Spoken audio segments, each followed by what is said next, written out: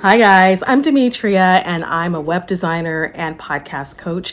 I love helping entrepreneurs get your websites and brands set up for success, and I love to help you get your voice heard online through the power of podcasting. So that's what I do. And on this video, I want to share with you some ways that I have been learning how to avoid burnout as an entrepreneur.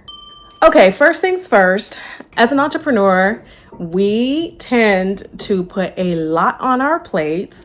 And that's the very first thing I want to address is that I have a lot of goals. And if you're an entrepreneur who's just as much of a go-getter and just as intentional and intense as I am, and a lot of us are, then you have a lot of goals and you have a lot on your plate and you realize that.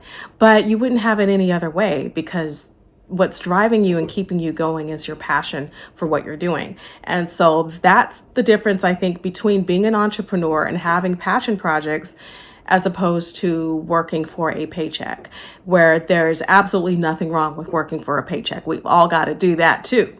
But in addition to that, when you have a side gig, a side hustle, or a business that you're turning into something full-time that you're passionate about, the goals that you have to make that business work feels very different than when you're working for someone else, because you are doing it for you because you love what you do and because they're your goals and this is your baby. So that said, we have to be really careful as entrepreneurs not to set lofty goals that we cannot reach just because it's not feasible for us to reach. And we just don't want to see that it's not feasible because we think we can do it.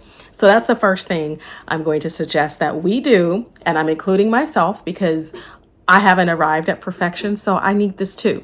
But the first tip for us is to set realistic goals. We have to set realistic goals. And that's one of the letters in the acronym SMART for SMART goals. So if you've been into productivity and just in that whole world of being productive in business, we talk often about SMART goals. I'll talk about that in my podcast course that will be released very shortly. And when it is, that link will be dropped in the description box. So SMART goals, the A in SMART stands for achievable. And we just have to realize that not everything is achievable, because we can have a deadline that's not an accurate picture of what it's going to look like for us.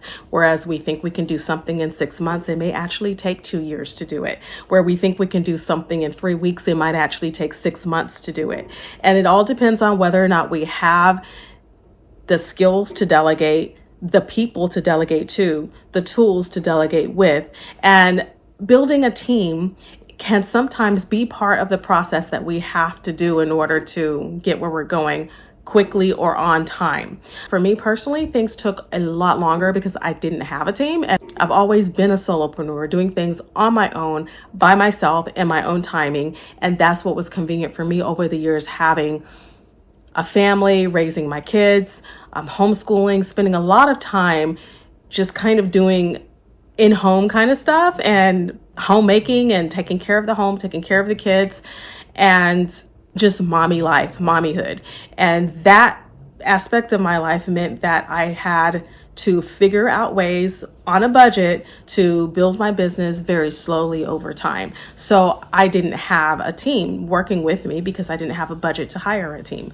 And so I learned how to do things on my own, but that just meant it took me longer. So a lot of times when I would give myself a deadline, I couldn't reach that deadline because it was just me working on that project. So I need to give myself grace. And so that's why I'm telling you that it's important that you have achievable goals that will help you to feel like you're on top of something, whereas if your goals are unreachable, you'll feel like you're behind and it won't feel encouraging to you. So just encourage yourself by giving yourself the grace you need to achieve your goals in a timely fashion and make sure those goals are achievable. You want to make sure that you prioritize your tasks.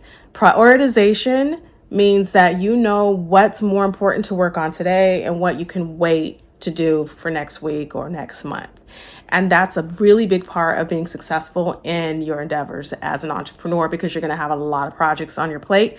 After you've picked one project to work on, that one project could entail 50 different tasks and sub projects associated with that one thing, and it can be very overwhelming. So you have to learn how to prioritize.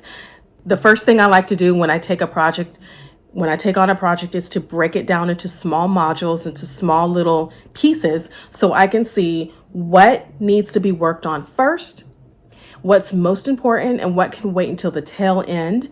And so I like to put those pieces of the project in some type of a timeline order, which is exactly what I do with my web design and when I'm working with a client, so we can visualize what this process will look like so that we're not overwhelmed. Otherwise, it tends to be so overwhelming because it looks like a billion things you got to do, but you don't have to do it all at once. So just make sure you take your big projects, break them down into small chunks, prioritize which tasks are more important, and be okay with the fact that you may get off timeline just a little, and that's fine. In order to avoid being a burned out entrepreneur, you're going to have to not only prioritize and sometimes even delegate where you need to, but just take a lot of breaks, factor in rest, and give yourself room to breathe, to grow, to enjoy, to get out there in life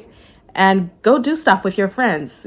Go out and play, go bowling, go skating, go to the movies, do something fun, right? And so I think factoring in breaks in our workday is just when you're an entrepreneur and you are building a business, sometimes you work twice as hard as you do than if you were working for your full-time or part-time job. If you're working for an employee, you work harder because this is your passion and you really want it to work. So you end up working twice as hard and twice as long. But the thing is that you actually have more freedom because you are building your own business. So you can take breaks, you can get out there and enjoy your life. So that's one of the things that I highly recommend, so you don't burn out and you don't give up and you don't throw in the towel, is to get out there and enjoy yourself. Factoring in breaks means, for me, that every time I have a moment to get a cup of tea and go walk around the house, or just climb a flight of stairs, or go for a walk outside and go for a hike, or take a workout break or Pilates break, those are the things that I do around the house to keep me moving, keep my body moving, because I'm trying to get in my 10,000 steps a day. So I can't do that by sitting at my desk all day. I have to get up and get around. But also, there are days where I need to just get out of the house. Even though I work from home, I don't like always working from home. And so I like working at a cafe or working, just somewhere else, at the library, wherever gives me a different scenery. So I'm getting out. And also when I get out, I have more of an opportunity to walk around and get my steps in, get my exercise in for the day. And sometimes even go work out somewhere else other than my own house. I'm a social person. Even though I'm introverted, I'm very social. So I enjoy getting out just to talk to complete strangers. And I like being around people. And I do get some sense of energy from being around other people. It energizes me to be around other folks for a little bit. And then I need to be in my space. But I like being around other people. And I like sharing my life with others, and I like them sharing their lives with me. And so part of keeping my happiness as an entrepreneur is making sure that I take breaks and develop relationships where I can be around people more frequently, since I am working solo. So those are just a few tips. I have one more to give you, but burnout is inevitable for a lot of entrepreneurs just because we are passionate. And when you're passionate about your project, you tend to go overboard sometimes, and you might tend to veer toward not having the kind of boundaries you need to have a healthy life. So the reason I can share these tips with you is because I understand, is because I've experienced not always choosing the healthiest boundaries for myself as an entrepreneur. And even working for an employee, I didn't always have the boundaries I needed. But it's especially important as an entrepreneur that we create those boundaries because we actually can.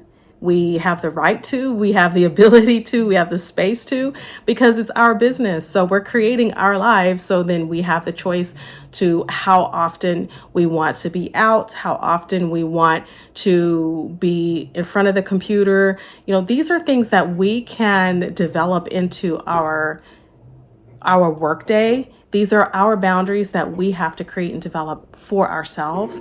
And as we begin to hire staff later on in our business, and we're no longer beginning businesses and we are more established businesses, then at that point, then we can start passing down those same values to our employees so that they don't have to experience burnout either. Because we want to provide a company culture of not complete relaxation, because we're not relaxed, we're working, but one in which we encourage our teammates to create boundaries and space in their life where they are not inundated with work outside of work hours. We want everybody to have a chance to live and breathe and enjoy their lives with their families and friends.